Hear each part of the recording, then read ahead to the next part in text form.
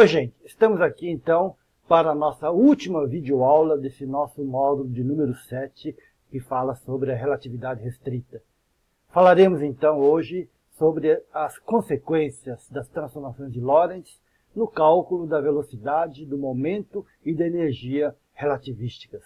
É a sequência do que nós vimos nas aulas anteriores, quando falamos nas transformações de Lorentz e de como é que essas transformações relacionavam as observações de posição e de tempo feitas por dois observadores inerciais, O e O', que se movimentavam relativamente com uma velocidade v constante, mas relativamente alta. Vamos ver então como é que fica a transformação para velocidade, momento e energia. Vamos então à videoaula de hoje. Iniciaremos falando então um pouquinho, de forma bem rápida, sobre as transformações de Lorentz para o espaço e para o tempo, né?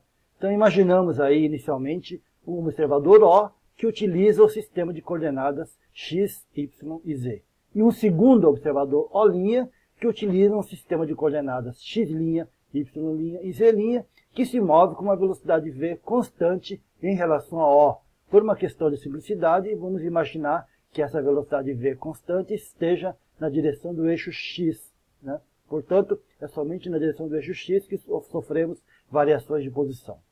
O vetor posição do corpo M será dado pelo vetor posição R, está ali o desenho do vetor R em branco, que vai ser então dado pelas coordenadas x, y e z das coordenadas cartesianas do eixo utilizado pelo observador O. Para o observador O', a posição vai ser o R', o vetor amarelo, que tem as coordenadas x', y' e z' do sistema de O'. As transformações de Lorentz, como já vimos em aulas anteriores, então vai ser dado dessa maneira. O x' como função de x e t, o t', né, sofre variação também agora, como função de t e de x. O y' e z' são os mesmos, tanto para o O para o O', porque a movimentação se dá somente na direção do eixo x. Então vamos lá ao cálculo das transformações de Lorentz, como é que isso fica para a velocidade. Então temos ali o nosso corpo de massa m, e vamos imaginar que ele está dotado de uma velocidade u.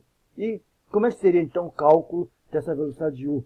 Para o observador O, a velocidade u seria então uma velocidade com componente na direção x, y e z, o x, o y e o z. A velocidade u vetorialmente é definida como a derivada da velocidade do vetor posição r com relação ao tempo. Portanto, teríamos aí o x, o y e o z definido como derivada das posições x, y e z da posição do corpo de massa m. Para o observador O', a velocidade seria uma outra velocidade, U', né, que vai ser então o x', o y' e o z' na direção das coordenadas x, y e z. Novamente, a derivada, né, da posição com relação ao tempo daria a velocidade U', só que lembrar de forma bem clara que trata-se da posição R' e do tempo dt' do observador O'. Novamente, né, as componentes da velocidade U' seriam as derivadas das componentes das posições R'. E aí, trata-se, né, de obter, a partir das transformações de Lorentz, a transformação para a velocidade do O para o O'. Como é que isso é feito? Então vamos lá ao nosso cálculo, né? Relembrando que temos ali o fator de Lorentz, como já foi dado anteriormente, o gama é 1 sobre a raiz quadrada de U menos V2 sobre C2. As transformações de Lorentz prevê então a transformação de x de t para x' e t', e aí de uma forma bastante rápida a gente pode ver que se o x' é igual a gama x menos vt, o dx' vai ser igual a gama que multiplica dx menos vdt. E da mesma forma, a transformação de t' para dt'. E aí é só calcular a componente da velocidade x, né, que é a derivada de x' com relação a dt'.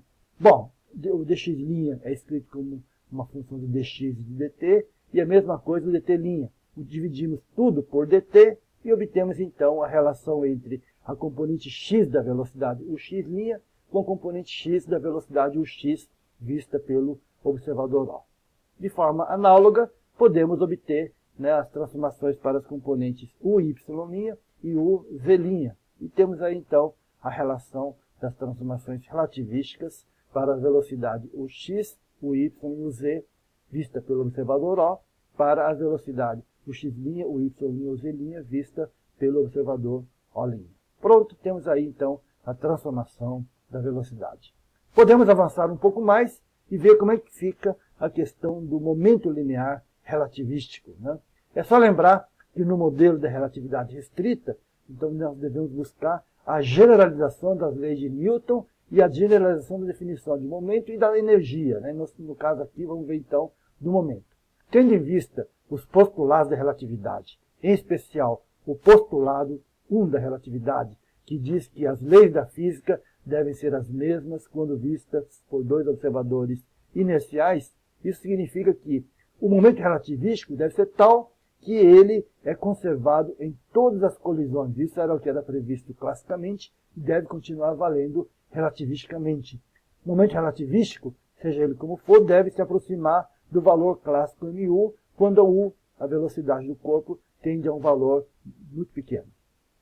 Pode-se mostrar, e aí a dedução a gente não vai fazer na aula aqui, né, porque ele foge um pouco ao nível em que se encontra o aluno nesse momento, mas a gente pode mostrar que o momento relativístico chegaria então a uma expressão onde o P seria gama, fator de Lorentz, multiplicando pela massa m0 vezes a velocidade u do corpo, né? Então gama é 1 sobre a raiz quadrada de u menos u ao quadrado sobre c ao quadrado.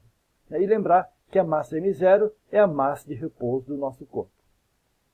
Definimos aí dessa forma, né, a massa relativística, como sendo o fator gama vezes a massa de repouso. Em outras palavras, no ponto de vista relativístico, a massa do corpo, a massa inercial, ele varia conforme o corpo anda mais depressa, varia com 1 sobre raiz quadrada, né, de u menos u ao quadrado sobre c ao quadrado, onde u é a velocidade desse nosso corpo. E aí, definido dessa maneira a massa relativística, a gente chega que a força relativística pode ser definida como sendo dp dt, ou seja, mantemos exatamente a segunda lei de Newton, tal e qual era previsto classicamente. É isto que a gente coloca, né, nesse momento com relação ao primeiro postulado da relatividade. Tudo deve ser mantido para o O e para o O'. Por último, a energia relativística. A relação entre o trabalho e energia, a gente vai buscar também uma generalização do ponto de vista do modelo da relatividade restrita. Começamos da definição do trabalho como sendo a integral da força vezes o deslocamento. Nesse caso, estamos considerando tanto a força quanto a velocidade orientados ao longo do eixo x. Por isso, a integral é f de x.